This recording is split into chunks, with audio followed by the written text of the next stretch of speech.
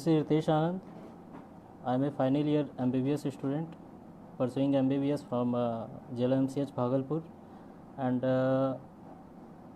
thanks to the Free Academy for inviting me on to guide you on the topic of final revision plans. Then friends, आप जान रहे हैं कि आपकी exam की date आ गई है जो कि 26 जुलाई है.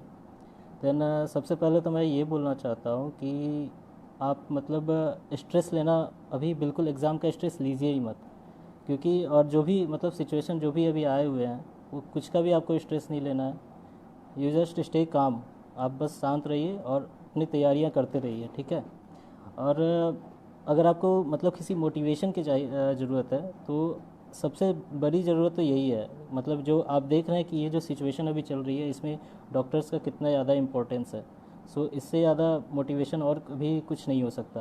और देन मैं अभी फाइनली आता हूँ पॉइंट पे. देन रिवीजन के लिए सबसे पहले अभी से जो होनी चाहिए बात वो ये है कि आप लोग को मतलब ये ध्यान रखिए कि प्रीवियस ईयर के जितने भी क्वेश्चंस हैं, आप प्रीवियस ईयर के सारे क्वेश्चंस जितने भी नीट के हैं वो सारे के सारे आप मतलब सॉल्व करना एकदम शुरू कर दो. एकदम 3 घंटे अपने लगाओ कि हाँ 3 घंटे अब करना है और 3 घंटे एकदम करना शुरू कर दो फाइनल, क्योंकि ये बहुत ज़्यादा इंपॉर्टेंट हो जाता है आपके लिए. एक तो आपका टाइम वहाँ पे जो एग्ज़ाम में आपका टाइम लगने वाला है वो यहाँ पे आप मैनेज कर लेंगे और बहुत ज़्यादा इंपॉर्टेंट है. और उससे आपको एक पैटर्न पता चलेगा कि हाँ क्वेश्चन का ये पैटर्न हो रहा है, ये नहीं हो रहा है, ये सब पता चलेगा, ठीक है. और देन मैं दूसरी बात पे ये आता हूँ कि हाँ एम्स के भी क्वेश्चंस आप लगाइए. एम्स के भी क्वेश्चन जो भी आते हैं वो आप लगाइए, क्योंकि वो ज़रूरी है. वो एक्चुअली प्रीवियस ईयर वाले से कुछ लेवल बढ़ता है तो वो लेवल का क्वेश्चंस आ सकते हैं जहाँ तक मुझे लगता है. देन आपको ये है कि जैसे कुछ स्टूडेंट्स होते हैं, मतलब मुझे खुद भी होता था कि यार हाँ ये टॉपिक मेरा छूट गया, वो टॉपिक मेरा छूट गया, अब कैसे इसे कवर करूँगा. तो मतलब ऐसा है कि टॉपिक अगर छूट गया है, छोटा सा भी टॉपिक छूट गया या फिर कोई भी ऐसा टॉपिक छूट गया, तो अभी आप ये ध्यान रखिए कि आपके पास 2.5 महीने हैं, ठीक है.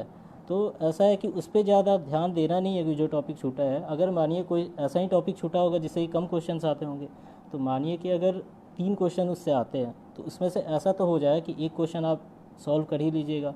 और मैंने आपको पहले ही बोला है कि प्रीवियस ईयर के क्वेश्चंस करने के लिए, क्योंकि प्रीवियस ईयर के क्वेश्चंस इसलिए कीजिए आप क्योंकि एक मतलब उससे बन जाता है कि हाँ नेगेटिव मार्किंग नहीं होगा, मुझे ये नेगेटिव मार्किंग नहीं करना है. ये आदत डलती है हमारी नेगेटिव मार्किंग नहीं होने की. इसके बाद मतलब आपको एक जब क्वेश्चंस आप सॉल्व करेंगे तो आपको ये पता चलेगा कि हाँ इस चैप्टर से इतने क्वेश्चंस आते हैं, इस यूनिट से इतने आते हैं. तो एक वेटेज के टाइप पे आप मतलब कि हाँ जैसे फिजिक्स में है लाइट से इतने क्वेश्चन आ रहे हैं, मॉडर्न फिजिक्स से इतने क्वेश्चन आ रहे हैं, ये सारे चीज़ आपको मतलब वहाँ ध्यान देनी चाहिए. क्योंकि जो हम लोग हैं ज़्यादा पहले किस पे ध्यान देना है, जो ज़्यादा वेटेज वाले क्वेश्चन है. क्योंकि देखिए सबसे पहला ये है कि हाँ सिलेक्शन करवा लेना है, उसके बाद हम लोग जाएंगे कि हाँ रैंक अब इम्प्रूव करना है. सबसे पहले सिलेक्शन करवाना है, ठीक है. तो सिलेक्शन करवाने के लिए सबसे पहला वही है कि आप वेटेज के अनुसार जाइए कि हाँ ये वेटेज का टॉपिक है, ये ज़्यादा वेटेज वाला है, तो पहले हम इस पर ध्यान देंगे. जैसे रिवीजन नोट्स वगैरह आप लोग रिवीजन करेंगे तो उसमें आपको ये ध्यान देना ज़रूरी है, बहुत ज़्यादा ज़रूरी है. एंड बायोलॉजी के लिए तो मैं बोलना चाहूँगा कि that NCERT is enough. NCERT मतलब रट लो पूरा. ऐसा है कि जितना आप रट सकते हैं NCERT वो रट लीजिए.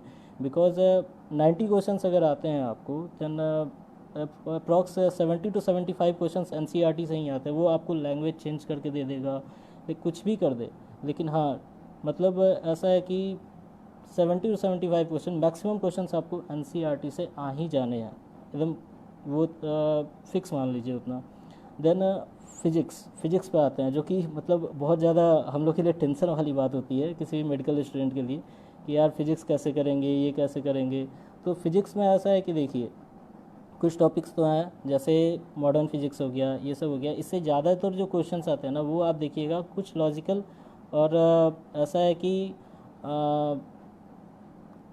है कि कुछ लॉजिकल क्वेश्चंस आते हैं और मतलब फार्मूला बेस्ड ज़्यादा क्वेश्चंस आएंगे, फार्मूला बेस्ड, ये ध्यान रखना है मॉडर्न फिजिक्स वगैरह से. एंड देन आप फिजिक्स में मतलब उतना नहीं ध्यान देना है. फिजिक्स में जैसे करना है क्या, जैसे वेटेज वाइज मैंने आपको बोला, फिजिक्स में लाइट से ज़्यादा क्वेश्चंस आते हैं, मॉडर्न फिजिक्स से ज़्यादा क्वेश्चंस आते हैं, मोशन वगैरह जो टॉपिक है उससे ज़्यादा क्वेश्चन आते हैं। तो इन सब चीज़ पे आपको ध्यान देना है कि हाँ इस टॉपिक से इतने ज़्यादा क्वेश्चन आ रहे हैं तो मैं उस पर ध्यान दूँ। और उसके बाद केमिस्ट्री पे आते हैं। तो केमिस्ट्री पे ये ध्यान देना है कि देखिए फिज़िकल केमिस्ट्री मतलब टिप्स पे आने आपको होने चाहिए, उसके फार्मूलाज कि हाँ ऐसे ऐसे फिंगर टिप्स पे होने चाहिए कि ये फार्मूलाज हैं। और फिज़िकल केमिस्ट्री भरोसा रखिए मैक्सिमम क्वेश्चंस जो आपको आएंगे वो मतलब फार्मूला बेस्ड ही आते हैं और वो हो ही जाना है, या तो उससे आपको प्रोपोर्शनलिटी वगैरह वो मतलब समझना है और जो भी है सिर्फ उसी पे ही आता है। ठीक है। और बस ध्यान ये देना है कि मतलब जो वेटेज वाइज है, मैं बार बार ये बोल रहा हूँ, वेटेज वाइज आपको जाना है कि हाँ इस टॉपिक से इतने क्वेश्चंस आते हैं, देन इससे ज़्यादा मतलब मुझे टाइम देना है, ये ज़रूरी है। टाइम देना बहुत ज़्यादा ज़रूरी है। और आपके पास अभी 2.5 महीने है, कोई टेंशन वाली बात नहीं है, आराम से आप तैयारी कीजिए, लेकिन वेटेज वाइज कीजिए, क्वेश्चंस लगाते रहिए, क्योंकि इससे आपकी आदत बनेगी। बिल्कुल बहुत ज़्यादा ज़रूरी है आदत बनानी, क्योंकि OMR जब आप फील करते हैं ना, हमें आता है उस टाइम जब क्वेश्चन आता है दिमाग में, तो हमें आता है कि नहीं ये भी हो जाना चाहिए, ये भी हो जाना चाहिए। लेकिन हाँ रिवीजन प्लान में ये आपकी बहुत ज़्यादा ज़रूरी होनी चाहिए कि नहीं मुझे क्वेश्चन बनाना है, और गलत क्वेश्चन जो है वो जो मुझे लग रहा है डाउटफुल कि नहीं ये गलत हो सकता है मेरा, उस पर आपको बिल्कुल भी मतलब उसे एकदम उसको टच ही नहीं करना है, देखना ही नहीं है कि हाँ ये नहीं वो, क्योंकि नेगेटिव मार्किंग जो होता है ना वो बहुत गलत चीज़ होती है, वहाँ पे बहुत सारे नंबर लेके जाती है वो नेगेटिव मार्किंग। ठीक है।